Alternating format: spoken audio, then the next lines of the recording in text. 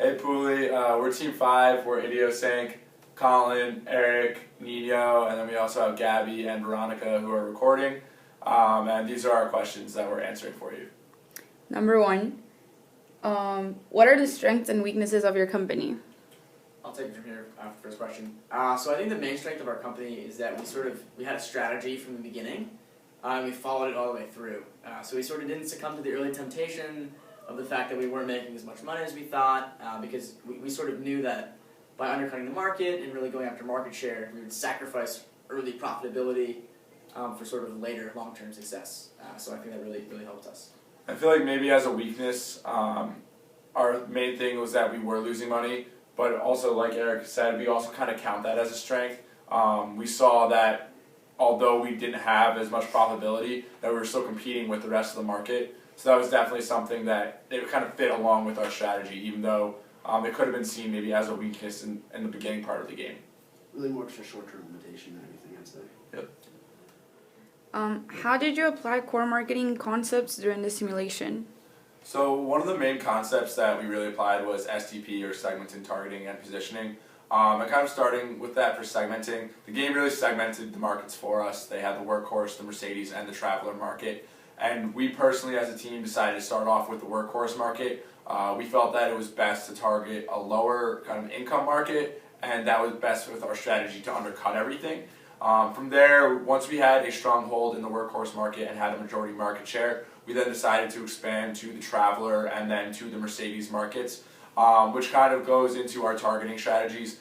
We wanted to target consumers that were a little bit price sensitive, and so that's where we had that kind of lower price product, and which Eric will get into in a little bit with our cost strategy. But those are kind of how we segmented and targeted our markets, but it really helped with the game kind of to target and segment those markets for us. And sort of following up on that, finally is positioning. As Colin sort of touched upon, was that our initial strategy was to undercut the Workhorse and the Traveler essentially.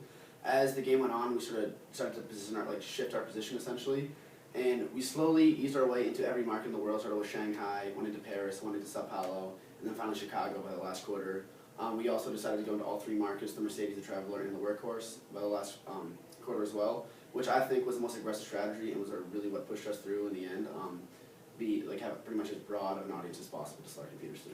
Yeah, and overall, sort of our consistent corporate strategy throughout the entire process was just one of cost leadership. Even when we sort of broke into these new segments, we were constantly trying to undercut our competitors, and basically our focus was, the more market share we get, eventually the more profitability we get.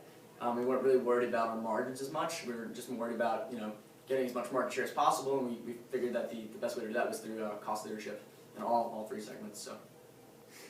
So what was a turning point in the simulation for your team? So the turning point for us was probably going from quarter 4 to quarter 5. Through the first 3 or 4 quarters, we were in 3rd place. We were the top Workhorse market because there were 2 other teams also that were targeting the Workhorse. The other 2 teams that were above us were both targeting the Mercedes market. And then once we opened quarter 5, we realized that we were in 1st place. So we felt that this was a big turning point for us, that our strategy had actually paid off. We had made enough money to actually take over 1st place financially, and we had one of the better overall rated balanced scorecards. So between that quarter 4 and quarter 5, that is kind of when our team really took a turn and our strategy finally paid off. And sort of building on top of that, the quarter 5 and the quarter 6 is when we first introduced our Mercedes brand, the IS Innovate, which really we went from 0% market share in that market to 40% pretty much right away, which isn't really a turning point. It's just like a continuation of that initial push, even going forward. Yeah, and after that, since our strategy sort of paid off from going from quarter 6 to quarter 7, we sort of played it smart. We sort of had house money at that point, and we sort of just played our strategy, played it safe, really advertised, and sort of our strategy paid off, so it was really cool. So, yeah. If you were to play the simulation again, what would you do differently? So overall, I think as a group, we can really decide that we probably wouldn't do much differently. Maybe kind of overall we'd be more aggressive. I know personally I wanted to maybe move in Chicago a quarter earlier. I don't know what you guys think as well. Yeah, I was a little more conservative personally. I thought we were being almost too aggressive, but obviously it paid off, and I'm glad these guys didn't listen to me when I said that stuff. But I think our results should speak for themselves. Our strategy worked out. So yeah, not much would change. Maybe be even more aggressive and try to really suffocate the other guys out. But overall, I think I wouldn't change much.